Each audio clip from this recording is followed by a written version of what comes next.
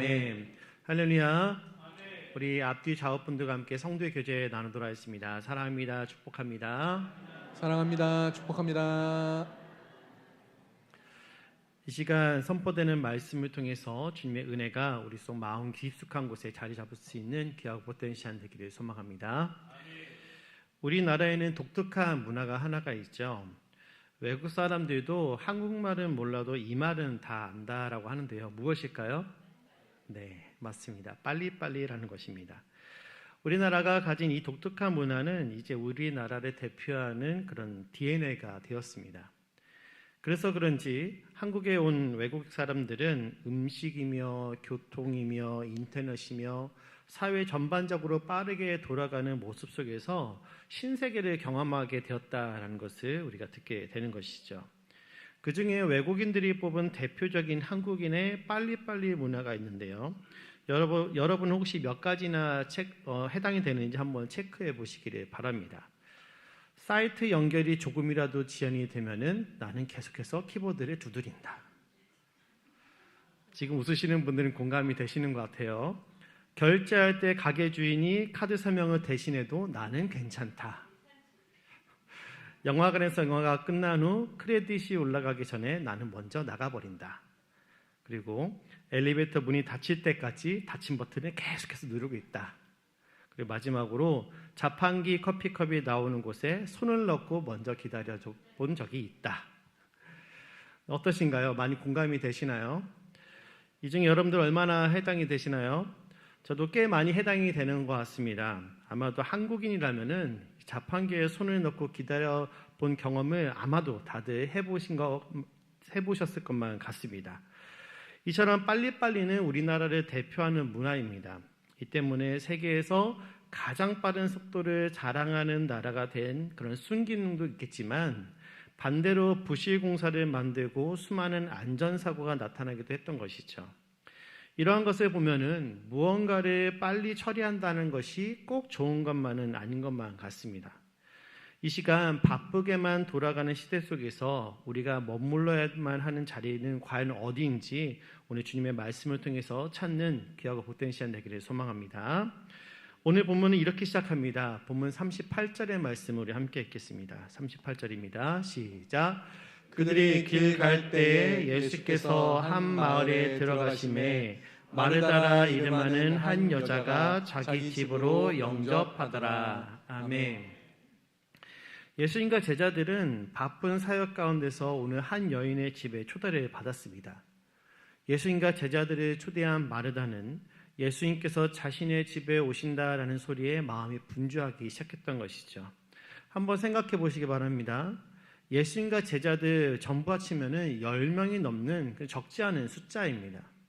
만약에 올해 목장 신방을 준비하면서 이번 신방 장소를 김 지사님 또는 서권사님 이렇게 말씀하시면서 그 여러분의 댁에서 하시면 어떻겠습니까? 라는 그런 제안이 오시게 된다면 여러분들 그 마음이 어떻겠습니까? 청소부터 시작을 해서 당일날 오시는 분은 누구실지 몇 명이나 오시게 될지 오시면 어디에 앉아서 예배를 드리고 또 나는 다가를 무엇을 준비하면 좋을지 신경 써야 할 것들이 여간 한두 가지가 아닌 것이죠. 여하튼 지금 마르다는 마음이 굉장히 분주한 그런 상태입니다. 어떻게 하면 예수님께 좋은 것을 드릴 수 있을까 하고 고민하면서 맛있고 좋은 음식을 드리기 위해 그리고 예수님이 오시면 조금이라도 더 편안하게 계실 수 있도록 분주하게 움직이고 있는 것이죠. 그런데 자기 옆에서 지금 이 일을 함께 도와야 할 동생 마리아가 보이지 않는 것입니다. 어디에 있나 찾아보니 예수님 발치에 앉아서 예수님 말씀을 듣고 있는 것이죠. 바쁜 자기를 도와주지 않는 동생이 야속했는지 마르다는 예수님께 와서 마리아에게 자기를 도와주라고 대신 말씀해달라고 이야기합니다. 본문 40절의 말씀 함께 읽어보도록 할까요? 40절입니다. 시작. 마르다는 준비하는 일이 많아 마음이 분주한지라 예수께 나아가 이르되 주여 내 동생이 나 혼자 일하게 두는 것을 생각하지 아니하시나이까 그를 명하사 나를 도와주라 하소서. 아멘. 마르다는 성실한 사람이었습니다. 예수님과 제자들을 위해서 열심히 또 최선을 다해 음식을 준비했던 것이죠. 하지만 예수님은 그러한 마르다를 향해서 다음 본문인 41절에서 마르다가 염려하고 근심한다라고 말씀하고 계십니다. 여기서 이 근심한다라는 이 말의 원어를 살펴보면은 괴로워한다라는 그런 뜻을 갖고 있습니다. 다시 말해서 예수님과 제자들을 위해서 음식을 열심히 준비하고 있던 마르다는 자신이 만들어 놓은 이런 상황으로 인해서 스스로 괴로워하고 있었다라는 것을 예수님께서 말씀하고 있는 것이죠. 여기서 예수님께서 마르다에게 책망하신 것은 마르다의 열심 자체를 책망하는 것이 아닙니다. 마르다의 이러한 열심이 오히려 스스로에게 올무가 되어서 그녀를 괴롭게 하고 있는 것을 예수님께서 염려하고 계시는 것이죠. 이러한 마르다와 같은 모습을 현대인들에게서도 자주 발견하게 됩니다. 모든 사람은 똑같이 매일 24시간을 살아가죠. 여기서 예외가 되는 사람은 아무도 없습니다. 그렇지만 저마다 다른 내용으로 그 24시간을 채워갑니다. 어떤 이는 24시간을 20시간처럼 보내기도 하고 반대로 어떤 일을 1시간을 3시간 또는 4시간처럼 활용하는 사람들도 있습니다. 또한 시간 사용을 할 때 우선순위 역시 각자가 다릅니다. 세계적인 경영 컨설턴트이자 성공하는 사람들 7가지 습관이라는 베스트셀러의 저자인 스티븐 코비는 소중한 것을 먼저 하라라는 책에서 다음과 같은 도표를 소개를 해주고 있습니다. 도표를 한번 보시겠어요? 네. 아마 대부분의 사람들은 중요하면서도 긴급한 일부터 처리할 것입니다. 만약 일을 소홀히 한다면은 본인이 속해 있는 곳이 어디든 위기의 상황에 처하게 되는 것이죠. 하지만 중요하면서도 긴급한 일을 제외한 나머지에서는 선택의 갈림길에 서게 되는데요. 바로 긴급하지 않지만 중요한 일과 중요하지 않지만 긴급한 일이 그것입니다. 이때 많은 사람들은 중요하지는 않지만 긴급한 일부터 처리하는 그런 경향이 있습니다. 여기 화면에 보시면 빨간색으로 표시되는 영역입니다. 여기에는 큰 문제점이 숨어 있습니다. 이러한 일들은 무시해도 큰 문제를 일으키지 않지만 사람들은 당장 눈앞에 있는 급한 일부터 처리하기 위해서 부단히도 애를 쓴다라는 것이죠. 그래서 자신에게 한정되어 있는 이 시간을 이렇게 끊임없는 긴급한 일과 계속해서 전투를 치르게 되고 그 결과 많은 사람들이 지치고 스트레스를 받게 됩니다. 그러면 이제 어떻게 될까요? 스트레스를 받았으면 어떻게 됩니까? 풀어야겠죠. 이렇게 쌓인 피로와 스트레스를 풀기 위해서 결국 중요하지도 않고 긴급하지도 않는 그런 도피로 이런 영역으로 도피를 하게 됩니다. 즉 회사 일로 받은 스트레스를 풀기 위해서 술이나 게임 등에 중독되는 경우가 그런 것이죠. 최근에는 쇼츠와 같은 짧은 영상을 사람들이 많이 봅니다. 잠들기 전에 침대에 누워서 뜨끈뜨끈하게 데워놓고 쇼츠와 같은 짧은 영상을 보는 일로 시간을 허비하다가 결국엔 늦게 잠이 들게 되고 다음날 아침 부족한 잠으로 인해서 피곤한 몸으로 하루를 시작하는 그러한 악순환이 계속해서 반복이 되는 것이죠. 이것이 중요한 일보다 긴급한 일부터 처리하는 패턴의 가장 큰 문제점이라는 것입니다. 또한 긴급하지는 않지만 중요한 일을 소홀히 하게 되면 언젠가는 긴급한 일로 다가오게 됩니다. 이러한 일을 소홀히 하게 되면 처음에는 그럭저럭 굴러가겠지만 결국에는 큰 문제에 봉착하게 되는 것이죠. 평소에 체력 관리를 하지 않은 채 열심히 일만 하다 보면 어떤 일이 발생하게 될까요? 과로나 몸의 이상 증세로 결국에는 병원 신세를 지게 되는 경우가 발생하게 되는 것입니다. 그러면 병원 침상에서 이런 생각을 하게 되는 것이죠. 나는 열심히 살아왔는데 왜 이렇게 되었을까? 정말로 후회가 되지 않는 말이 아닐 수가 없는 것입니다. 반면에 평소에 긴급하지 않지만 중요한 일에 꾸준한 시간을 투자한다면 위기 상황에 봉착하는 경우가 줄어들게 됩니다. 시간을 내어서 자신의 꿈에 대해서 생각하는 일, 장기 계획을 세우며 현재 상태를 점검하는 일, 자기 분야에 대해서 전문성을 닦는 일, 심신을 단련하는 것, 그리고 사랑하는 가족들과 함께 시간을 보내는 일 등 우리의 몸과 마음을 튼튼하게 해주는 이런 일들이 우리에게 너무도 중요한 것이죠. 이런 일에 시간과 마음을 쏟게 되면은 당장은 어떤 효과와 변화가 나의 삶 가운데 나타나지는 않더라도 결국 이로 인한 능력의 범위가 확대됨으로써 위기 상황에 처하게 될 확률이 확연하게 줄어들게 됩니다. 예수님은 오늘 마르다가 그랬던 것처럼 우리도 바쁘고 긴급한 일에 우리의 관심과 힘이 집중되어 괴로워하는 것을 염려하십니다. 3년이라는 공생의 기간 동안 누구보다도 바쁘셨던 것은 바로 예수님이셨습니다. 하지만 예수님은 그 와중에서도 하나님과의 교제하는 시간을 꼭 가졌던 것이죠. 우리 마태복음 14장 23절의 말씀을 같이 읽어보겠습니다. 같이 봅니다. 시작. 무리를 보내신 후에 기도하러 따로 산에 올라가시니라. 저물매 거기 혼자 계시더니. 아멘.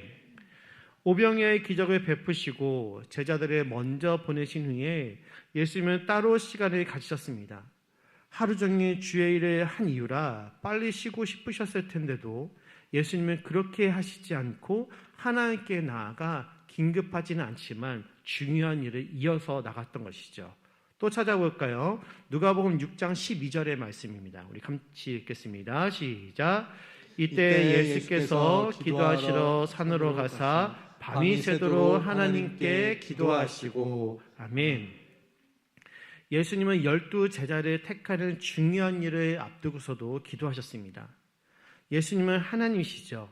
기도하시지 않으셔도 이미 어떤 사람을 제자로 선택해야 될지를 이미 아셨던 분입니다. 하지만 예수님은 그럼에도 불구하고 하나님께로 나아갔습니다.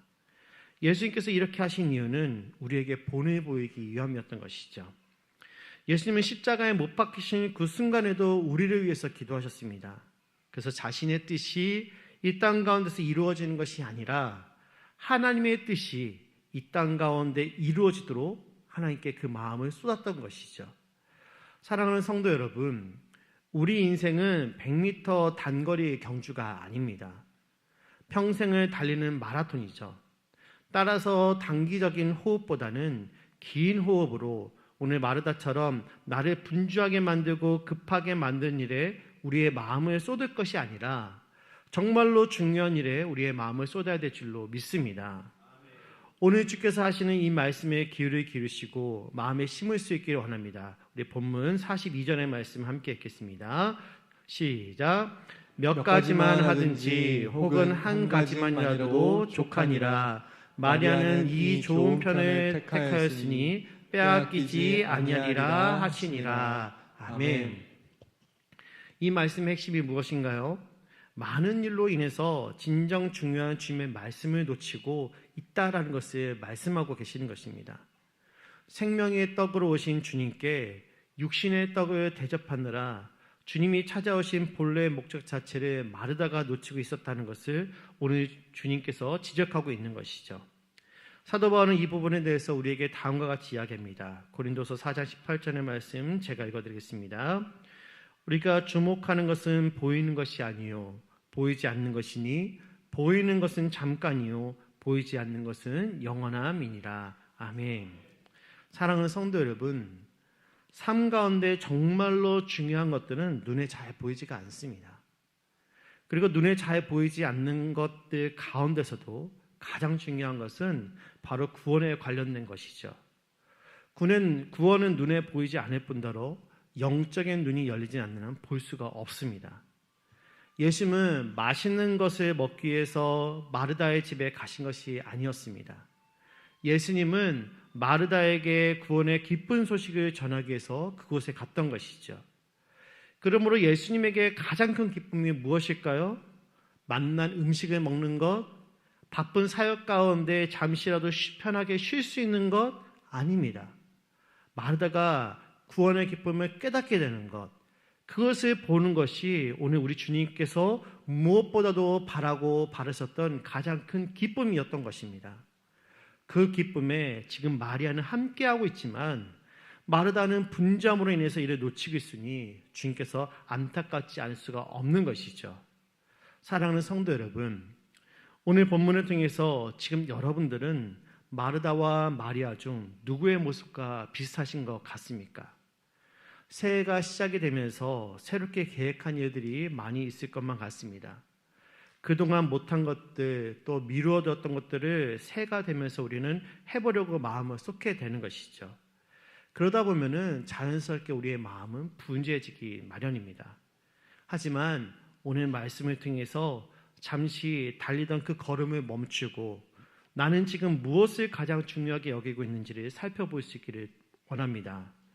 지금 내가 붙들어야 하는 것이 무엇인지, 내가 정말로 나의 삶 가운데 가장 소중한 것이 무엇인지, 무엇보다도 나의 이 구원을, 주님께서 허락하신 구원의 기쁨을 내가 잃지 않기 위해서 나는 지금 무엇을 해야 되는지 오늘 이 시간 다짐하면서 이 한 주간을 그 기쁨 가운데 살아가는 우리 모두가 되기를 간절히 소망합니다.